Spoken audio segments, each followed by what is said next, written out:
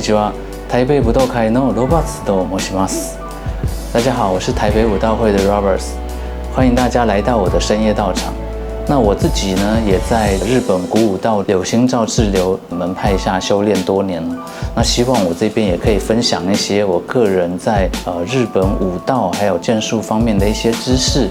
分享给大家知道，让大家可以了解一下这日本最传统的文化的特色。今天的话，我们邀请到我们的陈江荣锻造所的老师陈江荣老师，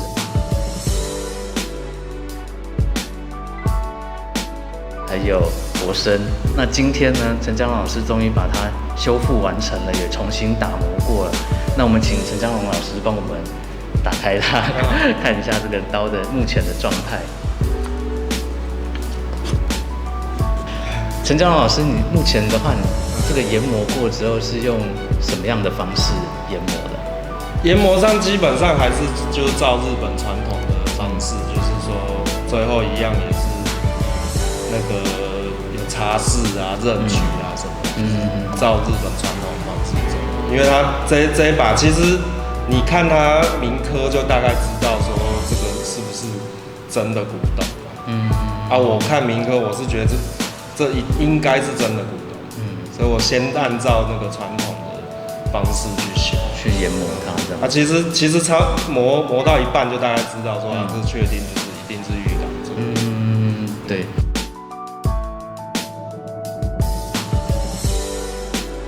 那也想请问陈老师，这个刀我们一开始在看的时候会看它哪几个地方？就是它好或不好的话。好或不好，因为一般像这一把其实它比较不好判断，主要是因为它来的时候啊。它就只有这样，就只有这个一个柄，然后它也没有翘，然后从这个柄就是也不是很好判断，主要它又没有翘，因为它这一看就是过很久，就经过时间是很久，所以它有一些撞到，对，是有一些凹掉裂痕，要不然一般的话我们看其实就是看古董，其实最简单的就是3个点。就是那个一个是完整度，再来是美术性，再来是那个稀有度，其实就这3个而已。第一个你看完整度嘛，就是它完不完整。第一个就是已经不完整，因为没有翘，对，所以就已经不好判断。那再来就是看它的美术性，因为美术性它原本绣的，就是也看不太到它到底这个地基啊、刃纹是什么样子，也看不清楚。所以变得就。这一把就变得，其实初始状态是不太好判断，你只能修了才知道。对。要不然基本上，其实你拿到一把刀，你看，如果说这一把刀一开始在你手上的时候就是这样子，那我一定会判断说这一把还不错。因为你就看它白鞘，其实就算是只有白鞘，你也可以看它说，它白鞘的作风怎么样，看起来顺不顺啊，合起来那个。插进去的那个感觉，是不是？是很稳定的。那这样子，你觉得，那这个是真的是认真配的，那应该刀就不会插到哪去。这样子，我觉得一开始来，因为不完全没有，其实不太好判断。对。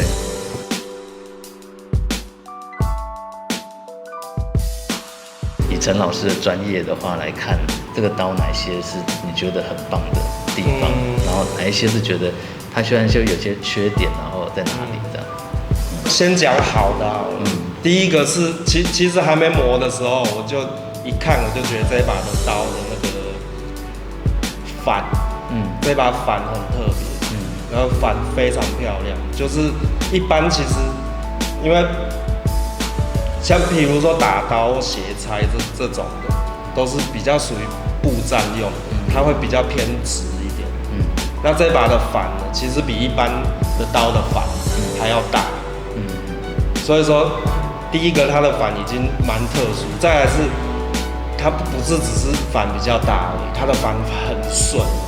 非常顺，它是连到刀尖这边的反也是顺。一般其实是日本刀的话，其实它到刀尖这边呢会比较直一点，因为刀尖这边的弯度比较不好控制。但是这把没有，这把你如果看它是到刀尖，也是很圆的很顺，所以它是第一个，就包括刀根，其实包括刀根，它像有的刀啊，你如果装起来可能看不太出来，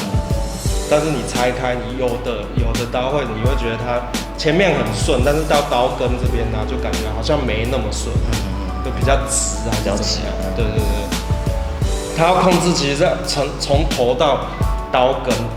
都是很顺的，其实是有难度。这一把就是从头到刀根都很顺，都非常顺，连包括刀根的那个弧都很漂亮。这是我觉得这一把最一开始最大的特点。再来就是维修下去以后其实就像我刚刚讲，我磨到一半就发现它是真的那个浴缸。其实浴缸很好判断啦，就是你看它的地基就可以大概知道。其实你看它的这个要怎么讲，它上面其实有一点点断割。你看断割跟那个地基，就大概知道说那个是不是真的浴缸。其实真的浴缸，它出现断割的几率是非常大的。因为它不是一整块钢叠很多块然后去折，它是破碎的。小的碎的，对，小碎片叠起来的，所以小碎片叠起来很容易造成断割。断割就是说，就是刀上面，你有时候会看到，就是好像黑的、脏的东西，像气孔，对，像气孔或是一条短的线这样，那个一般就是断割。所以它上面这个黑色应该就是断割的。对，它这把断割其实也没有到真的很离谱，它主要就是像正面，这是刀的正面，以正面来讲，它是这边有要怎么讲，有一片，它是小的，这一块其实真的要讲的话，我是觉得这是没问题，这是完全没有问题，这种那么小的断割是没有问题的。背面的话，背面就有2个比较大的，一个是一个点，一个是一条线，是稍微比较大一点的。但是其实这个断割，以那个实用性来讲的话，其实断割一般不会影响到那个使用。主要是它都是直的断割，就是顺着刀的这种，或是说一个点那种也不会影响。只要不要是横的，但横的断割对刀使用就影响很严重，可能会断。对，就其实那个就是已经堪比那个裂纹的等级，所以是横的就不行。但是如果直的话，或是一个小点的话，一般对使用是没问题，只是比较没那么好看，可能会有一条黑的线或一个黑点在上面。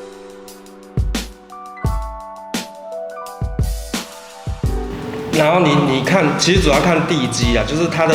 那个地基。你如果是一整片钢折叠的，它的地基啊，那个线啊，会是一直都是连续的，就好像对，像木头纹路那样，就是一直都是连续的一条。但是如果是浴缸呢，你看它那个折叠的纹是一条没错，但是那一条是这样断续的，它一条是断续的。就表示它是浴缸，那个就是它是小碎片叠在一起折的。那基本上会用小碎片叠在一起折的，应该90%以上就是浴缸。一般比较不会说我用现代钢，我再把它敲成小碎片去折。一般就是会用浴缸比较会。尤其在这个它的，你看它的铭刻啊，还有它那个刀根锈的程度，也大概知道，那这个就是真的是。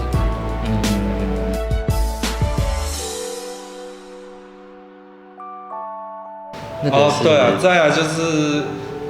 刚刚就是说，像这几个断割算是一个小缺点，再来就是说它的这个刃纹，它的刃纹基本上没有太大问题，就是正面它的正面啊有大概2-3块的地方，感觉可能是那个包烧刃土那个土啊，在淬火的时候掉了，所以说它也淬了一小块有刃在那个地基的在地铁的上面，在地基上面，但是它又不是说一块很大块。如果说吊土是吊很大一块，大到说那个吊土的范围啊是刀刃到刀背透过去，哪怕是只是细细一条吊的，那也对刀使用性能上是有很大的影响。那样就很容易会从那边直接断掉，因为它的硬度是一样的。对，但是它吊是等于说分散一点一点，所以这个对使用其实也没有什么太大影响。就有点像那种接烧的感觉。对，就变得有一点类似像接烧。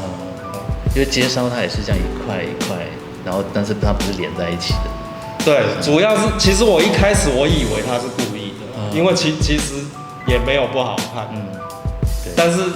我会觉得它是吊土，另外一面没有，是因为另一面没有。一般如果说它是故意的，它另一面也会有几块。对，如果是故意的话，所以这个可能就是土不小心掉了一点点。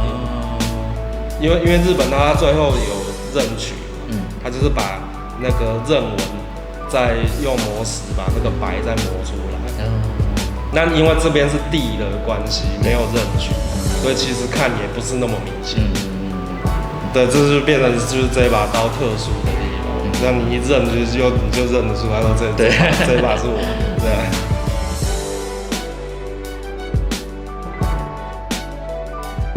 然后它的这个刃纹啊，以老师来看的话，它是类似哪一种？这一把以刃纹上来讲，应该就是直刃纹，然后有一点偏小乱这样子。应该是说小乱有一点偏直刃应该是这样子讲，因为也不完全是直刃，看起来它有一点这个，它有一些小波浪，但是它整体偏直，这样，然后它也有一些就是那个废，有一些废的线在外面，那个刃纹的那个要怎么讲，地跟刃纹的交界线。刃跟地的交界线，然后靠刃那边会有多出来一些白色的那个它那个就是他们那个分很细啦，还有什么沟啊什么，但是它这个是比较偏向于废，比较偏废，就是有别的，就是更细致的一些纹路。那个其实真的要讲以那个科学上来讲，那个就是一些结晶的，就是不一样的组织。热处理之后产生的，就是热处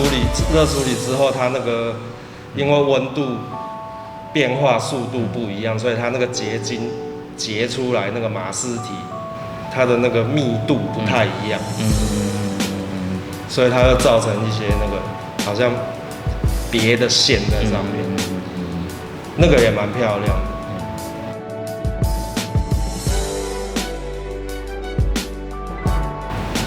所以一般来说，在这个斜插里面呢，它这个反啊是常见的嘛？就是它这个反是很少见的，也不是说很直啊，只是说那么弯的是很少，尤其是斜插。直刀长刀可能还比较多一点。就是如果太刀的话，对，但是斜插这种反是很少见。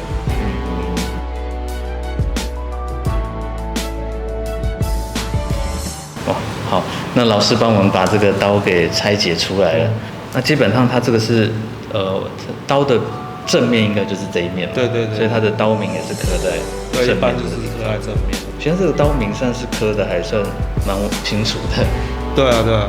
那这一次的话，我们这个刀是 No Limits， 这是泽光，这个士丁时代的。这个看就是很老了，而且它中间你看它两个，这个一定就是它中间有修过，所以它正常一般它这个木钉孔它会大概是一个还是两个？正常情况下，其实打刀类的或是斜裁短刀，他们都只有一个木，都是一个木。正常情况下，所以它有两个话，表示说它有去调过它的刀身，它才用这个位置。对，它就是配不一样的东西。一般也有两个。就是有一些他觉得战斗中两个更稳，但是他的两个不可能是这样子的位置，他不可能是这样子的位置，他两个一定是一个在上面，一个在下面。让它更稳这样。对，它这样才稳，它不会说打在很靠近的位置，打在很靠近的位置，甚至有一些是钻在几乎同一个点，那种啊，就是他修过，他中间换过装具。一般换装具啊，比如说像现在我这样，我帮你重配一个这个白鞘的柄，其实它真的要对得很准那个孔啊，其实是有点困难的，真的要刚刚好吻合。所以说那个它其实是最麻烦，你还不能配的刚刚好吻合，你要配的说你的木钉打进去是可以把这把刀往下拉的，压住这样。对，所以那个是真的很不好弄。所以说一般他们为了，因为他们以前不是说像这样只是收藏，我如果说不小心稍微松一点，还是稍微紧一点是比较没关系，因为这个是保存用的，白鞘是保存用的啊，但是它战斗用不一定不能那样子，它一定要很稳，要够紧。对，所以说他宁愿重打一个，因为这样是最稳。所以你看他有重打过，一般就是他换过，他换别的东西，别的笔，所以他就重打了一个，所以这个就是表示说他中间是肯定是有修过，有换过他的外装。有些人说有那种大磨上，就是把它截断的嘛。这样子看得出来它有磨上还是没有吗？这一把看不太出来啦，但是如果你要以那个纯粹以我自己的那个做法来看的话，它可能有磨上过，可能有，因为它的这个比例，它这个刀根的比例其实是有一点点短，比较短，一点点，就是应该是说这一把就算是有磨上，它也不太有可能是大磨上，它应该就是修掉一点点，因为它的刀柄至少还是下面还有一段。对，有些刀柄是已经很接近了，那个就是一定是修很多了。有时候刀柄还会被截断。一般是尽量避免这种情况。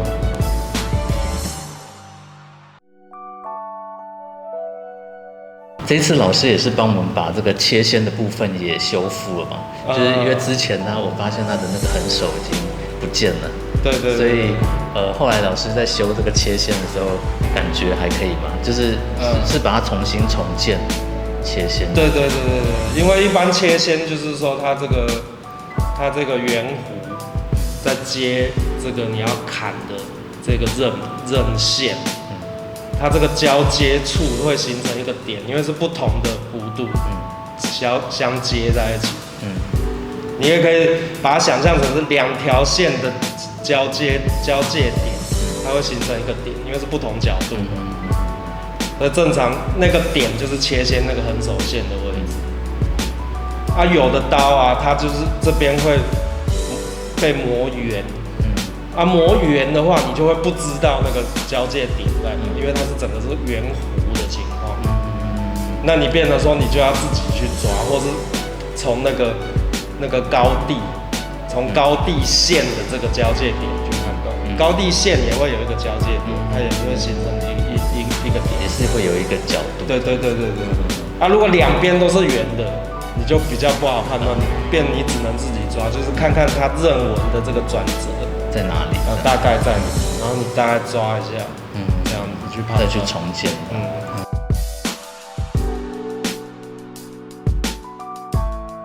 我们在试展的话，老师会建议用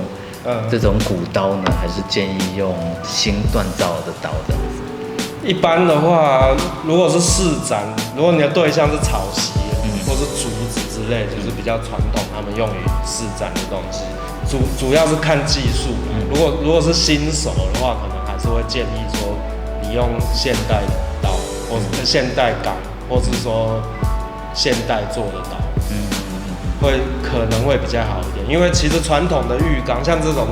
古董一定都是玉钢。传统玉钢其实它的那个以力学性能来讲，其实它就是一般的高碳钢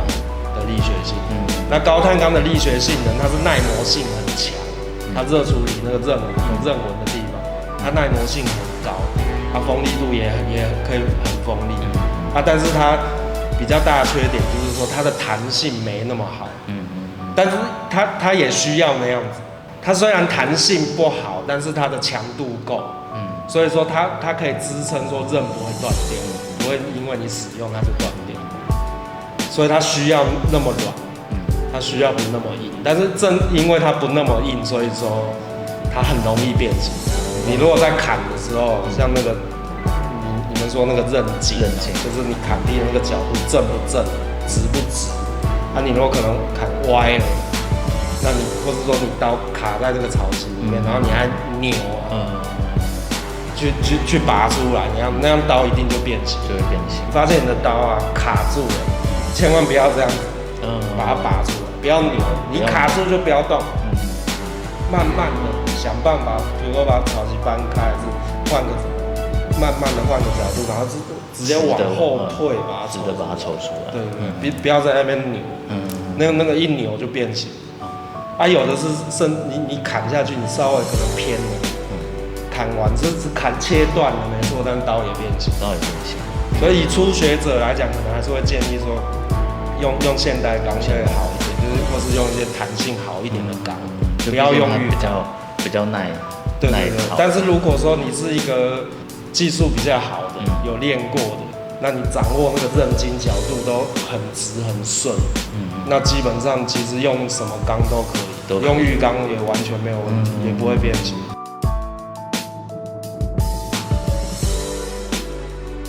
我以前看过有一个磨刀的师傅，他说这个锈跟一般的不一样，感觉是血造成的锈。那陈老师有没有这个经验？如果他是斩过人的，其实有时候就是你在修刀的时候，你就可以大概判断出来这把刀它到底经历过什么。比如说有的你就会很明显知道这个火烧过，这个一定是火烧过，因为它一个是外装都很黑，再来是它里面有的其实烧的比较严重，那个就是会烧到退火，就是它刃纹都没了。但其实那个刃原本磨的是很好的，就是它可能原本其实是好的刀，但是被火烧到。其实它那样子烧完刃纹都没了，那个刀其实也等于就废了。再来就是你讲那个就是锈蚀的程度，其实有的你也可以很容易判断说，这个锈蚀就是非常均匀，整把刀其实锈一般来讲不太可能非常均匀。你看那个整把很均匀的，反而锈到让你会觉得有点漂亮，那个其实有的是假的，有的是假的。对，他刻意去腐蚀它，做锈，他故意把它旧化。对，那种就会变很均匀。即使他做一块一块，你会发现那每一块的锈的深度都一样，那也是。那基本上的话，其实锈，因为其实以前古代那个刀就是你的第二生命，其实都很常会保养。那真的会锈是不小心，就是可能下雨天还是决斗没有擦太干，放到鞘里面，它可能某几点就是一点点，对，都是一点点，或是某个区域这样子。你说那个很严重，那个就是你刚刚说血非常有可能血的锈。对，因为人的血啊，它可能就是有带一点酸性还是怎么样，它对那个刀的腐蚀很快，就锈化很快，比水快很多。还再来就是汗，其实汗也很恐怖，所以才会说叫手不要摸那个刃。对，就是以我知道流汗跟那个血啊，对刀锈是最快，血又更快。对，所以说才会很多流派里面都有那个血震这个动作。这至少我们把80%的血都先甩掉，虽然甩不光，没办法甩干，但是至少大部分先甩掉，不要说很多在上面。其实锈是这样，你只要有发现，你第一时间就去处理，都不会很难处理。锈最怕就是生，